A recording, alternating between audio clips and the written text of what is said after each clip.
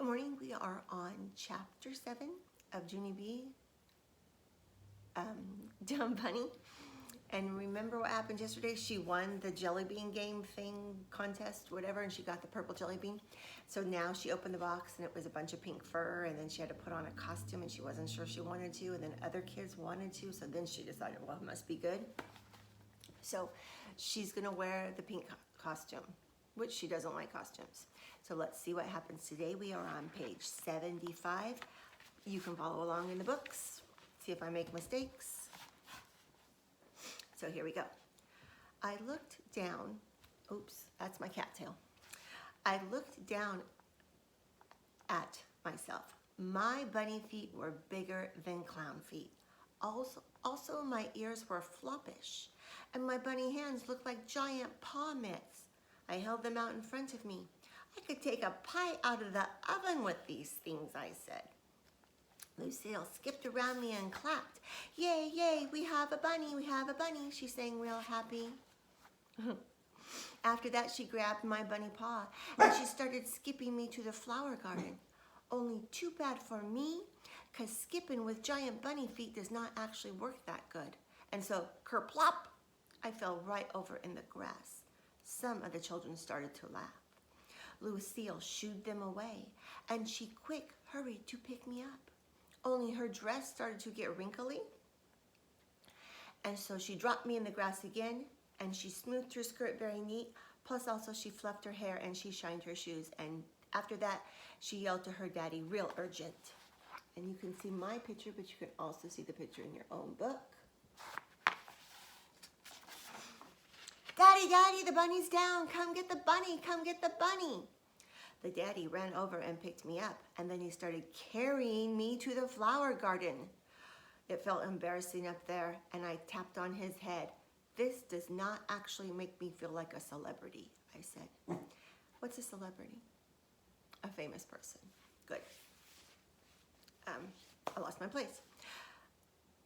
The daddy kept on going, and I tapped on his head again. No one actually carries Santa, I said. And just then, we got to the flower garden. The daddy put me down and he showed me the photographer. His name was Bud. Bud sat me in the bunny seat and he arranged my floppy ears. And after that, he went to his camera and he took my picture. Beautiful, he said, gorgeous. I smiled. I like this, Bud. Pretty soon the children lined up to get their pictures taken with me, and guess what? My bestest friend named Herbert was the very first one in line. He zoomed to my seat real happy. I think you look nice in that bunny costume, he said. You don't even look stupid hardly. I smiled again. Thank you, Herbert. You don't look stupid too, I said back. And after that, both of us said cheese, and Bud took our picture. Turn the page. Lenny came next. Then after Lenny came Jose, and after Jose came Shirley, and after Shirley came all the other children in room 1, except for not May. Instead, May sat in the grass all by herself because she was not a celebrity, of course. I said cheese a million times, but kept on saying, Bud kept on saying beautiful and gorgeous to me, and I felt puffery inside. I am an excellent celebrity, I told him. I am making these children's day. Bud laughed. I do not know why. Finally, all the pictures got taken. Bud shook my paw and meant goodbye. I will miss him. Page 81. After that, Herb and I walked back to the picnic grounds. And wait till you hear this. Lucille's mother was passing out baskets for the egg hunt, and I started to run to get my basket. Only what do you know? Kerplop! I tripped and fell in the grass again, and the children laughed some more. I pretended I didn't care. It's fun to fall, I said, real stupid. Even Herb rolled his eyes at that one. Lucille's mother helped me up and gave me a basket. I looked at her very upset. Yeah, only how am I supposed to hunt for eggs in these big giant bunny feet, I said. I can't even run in these clumsy things. Turn the page. Plus, also, I can't tackle and scuffle. The mother looked shocked at me. Tackle, she said. Scuffle, oh no. Oh my no, that is not This is going to be a polite egg hunt, Junie B. There will be no running or tackling or scuffling. We're all going to behave like little ladies and gentlemen. Just then there was a loud commotion behind me, and I turned around and May was pointing at and yelling at Sheldon and Lucille. Stop whispering secrets, Lucille, she shouted. You're telling Sheldon where the golden egg is. I know you are. I'm telling your daddy, I'm telling your daddy. The daddy rushed over there and separated those guys. This bickering has got to stop, he said. If you three can't behave yourselves, you won't be hunting for eggs at all. I smiled at that comment. That would be a nice development, I thought. After he finished scolding them, Lucille's daddy blew a whistle, and he told us to line up at the starting line. Everyone zoomed past me. I lifted my feet and stepped real careful. And then finally I got there, and the daddy started telling us the egg hunt rules. Rule number 1, he said, no running. Rule number 2, no pushing, pulling, or grabbing. Rule number 3, no trampling the flowers and plants. And finally, rule number 4, do not go anywhere that is roped off. He looked up and down the line at us. Does everyone understand the rules, he asked. I thought for a minute and then I raised my hand.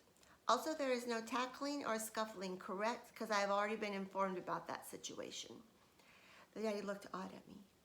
Well, of course there's no tackling or scuffling, Junie B, he said. That goes without saying.